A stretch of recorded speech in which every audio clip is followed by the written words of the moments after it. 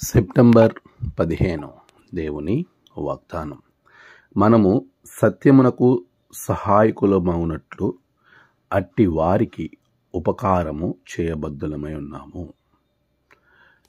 యోహాను 3వ పత్రిక 1వ అధ్యాయం 8వ వచనం. మన ప్రభువైన యేసుక్రీస్తు నామములో మీ అందరికీ ఈ ఉదయము శుభములు తెలియచేయుచున్నాను. ప్రియులారా, ఎలా ఉన్నారు?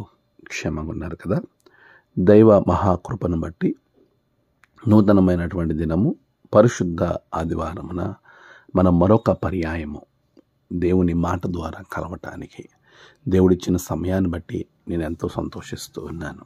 ప్రియ విశ్వాసి, యోహాను తన పత్రికలో చాలా స్పష్టంగా మనం పొందుకునే ఆశీర్వాదము ఏ విధంగా కలుగుతుందో తెలియజేస్తూ ఉన్నాడు. ఈ 3వసారి రాసిన పత్రికలో వర్ధిల్లుటను గురించిన ప్రస్తావిస్తూ 8వ వచనంలో మనము సత్యమునకు సహాయకులమగునట్టు, అంటే జత పనివారమగునట్టు అట్టి వారికి ఉపకారము చేయబద్దలమై ఉన్నాం. మనము ఉపకారము చేసేటువంటి లక్షణం మనలో ఉండాలి అని అతి స్పష్టంగా భక్తుడు తెలియజేస్తూ ఉన్నాడు. చాలాసార్లు మనము అపకారం చేసేవారంగా ఉంటాం. తెలుసో తెలియకో, లేక అది స్వార్థం వలనో అసూయ వలనో. చాలామంది ఎదుగుతూ ఉన్నప్పుడు ప్రక్కనున్న వారు ఎదుగుతున్న దానిని చూచి వారవలేక అపకారం చేసేవారు మనకు కనబడుతూ ఉంటారు.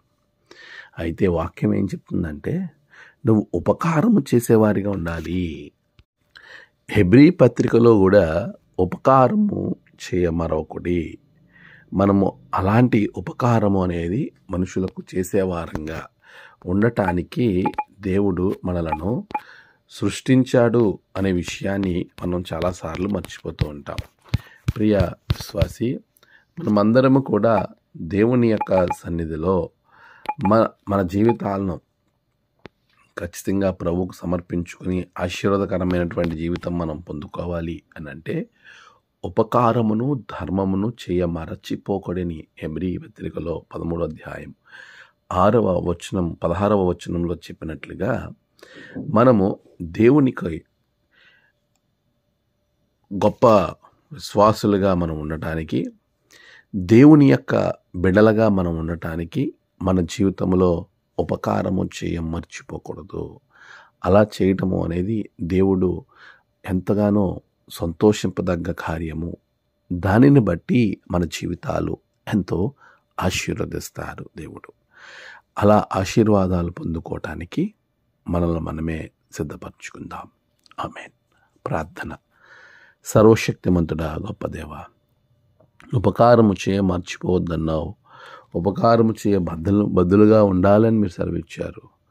అలాంటి గొప్ప జీవితం బిడ్డలకు దయచేయండి. నేడు ఆరాధనలో తొడుగొండండి, ప్రయాణాల్లో తొడుగొండండి. జన్మదినము, వివాహదినము, ఆయా ప్రత్యేక దినములు జరుపుకుంటున్న వారికి తొడుగొండండి. తమ ప్రియులు కోల్పోయిన వారి కుటుంబాలకు ఆదరణ దయచేయండి. దినదీవులతో నింపి మీరే మహిమ పొందమని యేసు నామమున ప్రార్థించి వేడుకొంచున్నాం తండ్రి. ఆమేన్. తండ్రి, కుమార, పరిశుద్ధాత్మ త్రియేక దేవుని దీవెన మీకు తోడుగా ఉండి నడిపించుగాక. ఆమేన్.